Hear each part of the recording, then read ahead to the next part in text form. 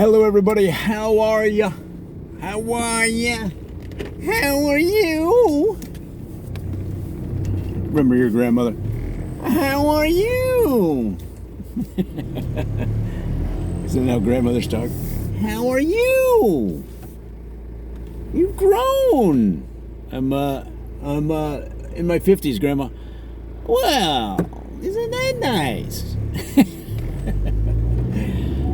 Hey guys, we're up here in the northern part of Pittsburgh. We're going to be talking in this video about a Pittsburgh area community called Bakerstown. Now, Bakerstown is interesting because it was originally developed to meet the needs of these communities around here: Seven Fields, Cranberry, Wexford. Why? What needs? The need to eat. I mean, there were farmers making all the things you needed, but somebody had to put it together, and that's where the bakers that lived in Bakerstown said, we gotta help out the community by cooking the food, baking the food. So there were cooks in the community, but they called it Bakerstown because they specialized in baking.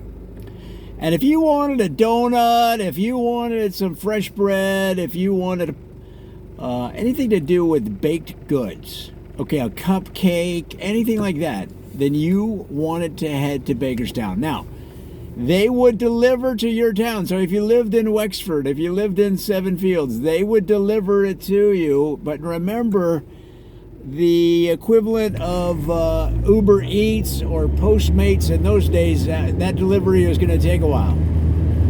If you want to deliver down in Wexford and you want some fresh donuts, well, they're not going to get there for breakfast unless you pay the extra fee to have the rider, that's right, the horse rider,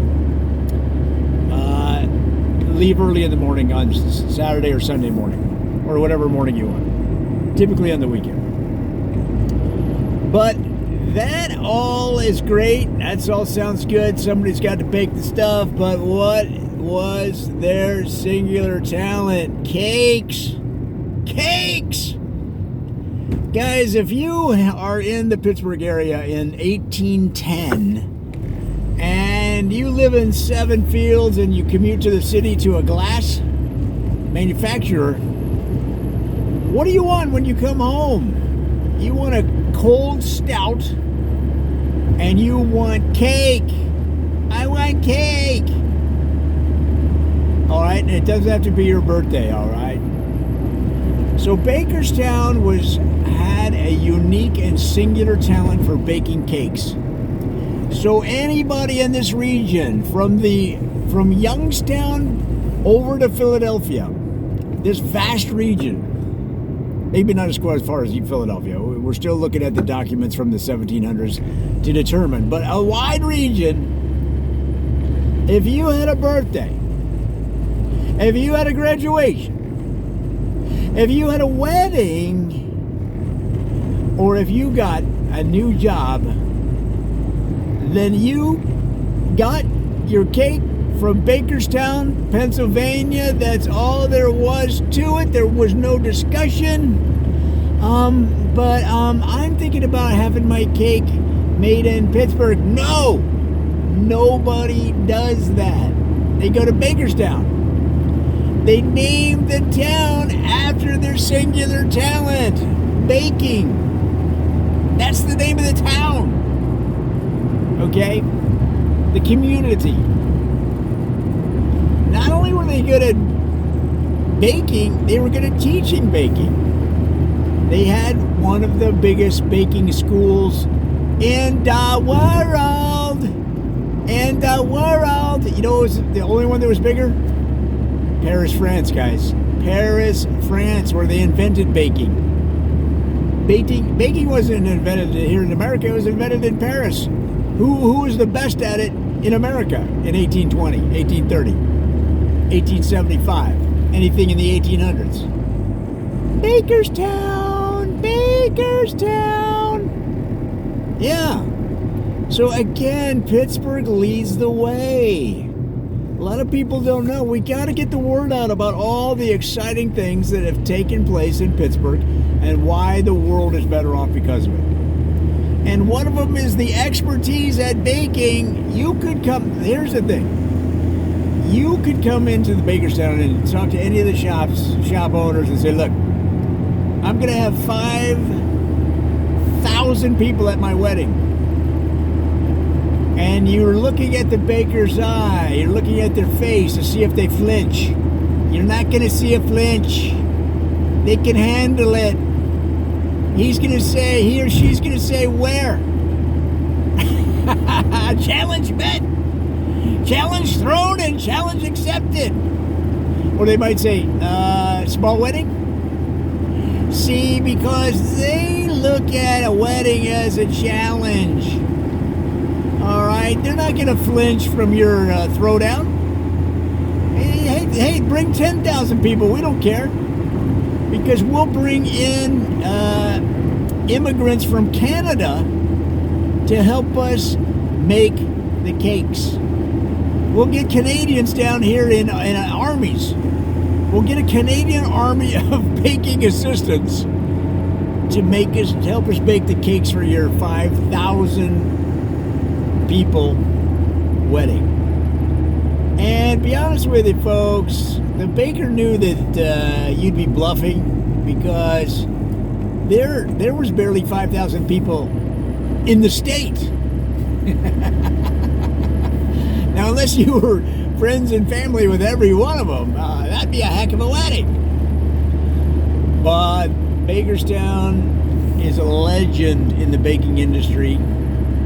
The original Baking Today magazine was published right there in Bakerstown.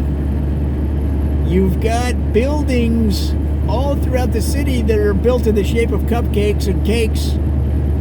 You've got one auto repair center in downtown Bakerstown that's in the shape of a loaf of bread. And they put your car up on the lift, and it goes up, and when it rises, they go, the dough is rising. And that was a funny joke until people started thinking, yeah, so is my bill. Every time I bring it in here, my bill rises.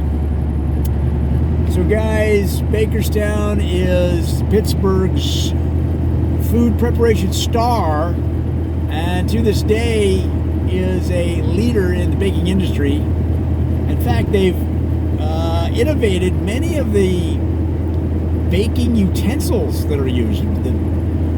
For example, the 6 and 12 cupcake pan, Bakerstown. All right, the Jello mold, Bakerstown. All of these things were innovated in Bakerstown, and we're not getting the word out enough about these great inventions in Pittsburgh, guys, and that's part of what this video series is all about. So the next time, if you're in the Pittsburgh area, you need to come up here and go see the old factories. You take a tour of the old factories in Bakerstown, you see how they made cake back in the day, and then what do they give you at the end of the tour, guys? Cake! Some people go to the tour and they go, can we do cake first and then the tour? And the answer is no, man. No, you gotta understand. You gotta know the history. You gotta understand how Pennsylvania was central to the development of the baking industry.